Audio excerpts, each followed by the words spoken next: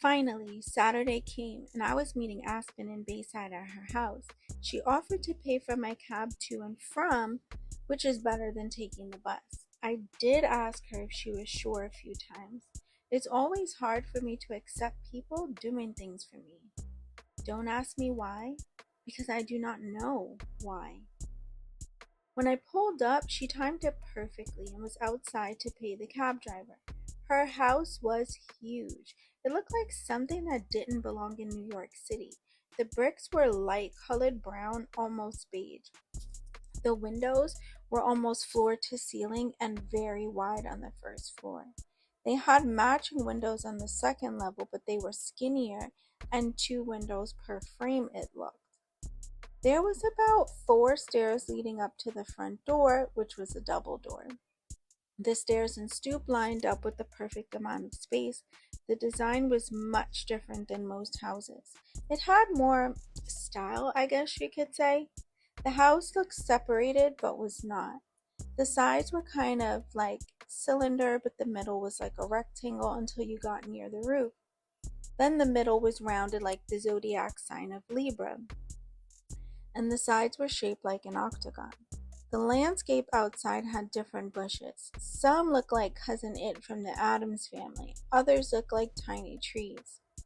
But you could tell they weren't going to get much bigger. Then there was this giant rose bush off to the side. There was one giant tree in her front yard as well. This kind of looked like a Christmas tree, but it had more hang to the branches. She smiles as I get out of the car. It is a smile you give your friend you haven't seen in a while. Hey girl, hey, I say as I get out of the car. Summer, she almost squeals and hugs me. Sorry, I don't have a lot of friends. Why? I question as we walk toward the front door. I was homeschooled until high school. My parents thought tutoring would give me a better advantage since the person only has to focus on me. I begged them to let me go to school. I couldn't take it anymore. I just wanted to feel normal. She pushes open one side of the double door for us to walk in. The foyer area was small, but it led to a wide staircase in front of us and a small hallway on the side where there was a shoe rack and a coat hook. To the right of us was a room that appeared to be an office. The door was open and the walls were painted sage green. There was a desk with a large black chair and a small couch. There was a bookshelf to the left of the chair behind the desk. There was no space for any new books at first glance, anyway. I don't want to stare too much and seem weird. To the left was another room, but that door was only slightly ajar, so I couldn't see inside beyond the color of the wall. It was a soft yellow with a white trim along the middle. My parents are home, so please take off your shoes. I nod my head in compliance with her request. I slide my shoes off, walk them to the rack, and unzip my coat to hang it up on the hook. Aspen asked me to walk with her to the kitchen. We walk down the same hallway as the coat hook, and when we get toward the end, there is a bathroom straight ahead. We make a slight left into the kitchen. It was a railroad style kitchen. The counter was a long counter running alongside the wall with a few cabinets above. Mostly two large cabinets on both ends, and in the middle was more decorative space, and the small windows that would be in a basement bringing in some light. There was a sink in one of the countertops, and the counter did break up for space to fit their stove. On the opposite side were cabinets from the floor to the ceiling, mostly. The fridge was also on this side, in between the cabinets, but the opening to the fridge also looked like a cabinet door. I like this style of fridge. I have to remember this for when I get my own house one day. Toward the end is one of those large windows, but this one faces the back of her house and overlooks the backyard. It was a large bay window with a round kitchen table in the middle. There's a middle-aged man and woman sitting at the table with a bunch of papers spread and two cups of coffee. They look up as we get closer. The man takes his glasses off and puts them tucked on the outside of his shirt. His blank expression turns to a smile. The woman was looking on, but with a warm expression on her face. Mom, Dad, this is my friend, Rayne, Aspen says. Hi, I say in a semi-nervous tone. So lovely to meet you, says her mom. I am Sharon, and this is Carl. Nice to meet you too, Miss Sharon. She starts to chuckle. You are cute, but Sharon and Carl are fine. Her mom had jet black hair with deep brown eyes. She had olive colored skin with big round eyes. Even from sitting, you could see her frame was petite. So, how old are you, Summer? Carl asks. Dad, Aspen interjects. Sorry, just making conversation, he replies. Her dad looked very tall while sitting. I could only imagine when he stood up. His knees were barely fitting under the table. He was very pale, like Aspen, with sandy brown hair with hints of blonde in it. He had bright green eyes that stood out. You girls hanging out here? He asked. For a bit, and then to the mall, Aspen says in almost a baby tone. Her father starts to chuckle. Oh, but of course. A girl needs new clothing sometimes, Sharon says. Sometimes has a different meaning in the vocabulary of you two. Oh, Daddy, Aspen says and starts laughing. Come on, Summer. She takes me to the right of where her parents were sitting, and we walk through a large entryway to the living room. I notice a double French style door leading out to the backyard. They had a lot of space, and the lawn was well manicured. There was some outside furniture and a grill in the backyard. She walks down another small hallway and slides open a white door, kind of like a closet sliding door. She walks inside and I follow shortly after. Her bedroom was nice. She had a queen-size canopy bed with white drapes hanging. She had a million posters all over her wall of almost every artist out. Some posters looked like they were hiding other posters. That's how many she had. She had a large beanbag chair in her room. She plopped on the bed first. Sit, she said in an excited tone. I sit on the beanbag chair and immediately sink to the bottom. Did you tell Gramps you were coming here?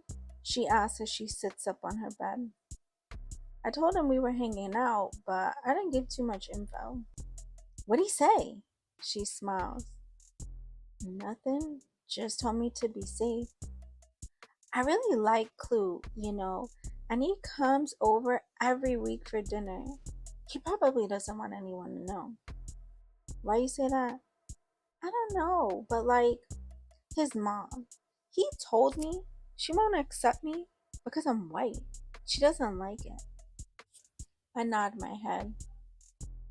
Your mom is white though, she continues. Yeah, she is. She notices it becomes awkward. I wasn't trying to imply anything. Yeah, I know. I chuckle a bit so she doesn't think I'm offended. We sat chatting for a bit longer and I realized she didn't know what they really did for money. She assumed they both worked for Ace's father, who owned a company. I definitely stayed quiet, as that's not my business to tell. We didn't end up going shopping because we got caught up in talking. Her parents ordered pizza, and then I called my cab to go home not too long after. We hung out a few weekends in a row just at her house with her parents. They loved me, and I had to admit, they were pretty cool. One weekend, we decided to go shopping at Green Acres Mall. Her dad gave her a credit card to buy whatever she wanted. Sharif gave me $500 in cash. I didn't ask any questions. I always bring back change if I don't use it all, so I know that's why he trusts me. I doubt I spend the whole thing. I don't need much more clothes. I want things over need. As we're standing in the food court, I keep feeling this uneasy feeling. Just like something was gonna happen. I kept feeling this nagging feeling in my stomach. I'm hoping I don't bump into Tavior. He hasn't called, and as far as I know, hasn't been to my school. With my luck, I'm going to walk into him. like literally. We get online to get bourbon chicken from the Asian place, and it's taking longer than usual. I mean, I can't say that. It is a weekend, and it's a popular place. We finally order and we start looking for a place to sit. Aspen was rambling on today, how she thinks she will be accepted by Clue's mom eventually if he just lets her meet his mother. I don't mind her rambling, honestly. She found out she's 8 weeks pregnant. She wants to tell Clue before she tells her parents. She's supposed to meet up with him tomorrow. She bought a pair of baby sneakers to give him. I hope he is excited as she is. She asked if I ever met Graham's mother, but I didn't. I didn't even care to meet his mother. I like him, but I'm not pressed. We are eating, and I see this group of guys at the table keep staring. I know one of them from Brooklyn. We were in elementary school together until I moved to Queens. He gave me a slight head nod, but I didn't take any offense to him not coming over to say hi. I hadn't seen him in forever, and he was with his friends, I was with mine. They looked like they were in some kind of meeting, to be honest, anyway. Just as we were about to get up, I hear an argument coming from further down inside the food court. Then it turns into a group fight with throwing food and chairs. Aspen and I grab our stuff and accidentally bump into the dude I went to school with as we were scrambling to leave the food court. My bad, Jay, I say. Summer, you should go. Yeah, I'm trying. I don't want to leave my friend. Sorry, Summer, he says, as he nudges me away from Aspen. Tell Clue, I said, game on though. I look confused and Aspen looks scared. That feeling in my stomach that something bad was going to happen came back and was stronger than ever, but I had no idea what was coming or what to do. In the blink of an eye, Jay takes a gun from his waistband. My jaw drops and he pushes me even harder than he nudged me. He aims towards Aspen and two shots ring out. The shots were so loud, they were almost deafening. Aspen's body drops to the floor almost instantly and he takes off running. There's almost a stampede of people running and screaming. I couldn't run if I wanted to. I sunk to the floor in shock. I wasn't crying. I wasn't moving. People were pushing me as they ran, but I could not move. I couldn't touch her body, but I couldn't leave her. I just sat there as the blood formed a pool near her head. I hear footsteps behind me and they sound heavy. I know this has to be the police. Hands up, one shouts at me. I couldn't move. I was utterly frozen. What the fuck just happened? Why Aspen? Tell Clue? He left me alive. He knows I know who he is, but he left me. Jay also knows I wouldn't say anything, or maybe he wanted to see if I would, so I could be next. Hands up, the officer shouts again in a more authoritative tone. She didn't do anything, someone shouts from behind the food counters. I slowly raise my hands. Are you hurt? I hear a female voice say. I wanted to speak, but I just couldn't find any words. Sweetie, are you hurt? What's your name? She still has a calm tone. I'm just staring at Aspen lying on the floor. I didn't know her long, but this hurt. And her parents? Oh my God, her parents. How do I explain this? I kept feeling like we shouldn't have come here today. I should have just told her no. I feel the officer put her hand on my shoulder and I jump. Sorry, sweetie. Get up. She starts to slide her hand under my armpit. I feel another hand on the other side and they lift me up. They try to stand me up, but my legs are numb. She's probably in shock, I hear her say. Definitely shock, the other replies. The paramedics rush in with a stretcher and start checking Aspen for vitals. I knew there was no point. She hadn't made a single sound since she dropped. She didn't move. She didn't do anything. She just died. The officers sit me in a chair, and another set of paramedics run over to me.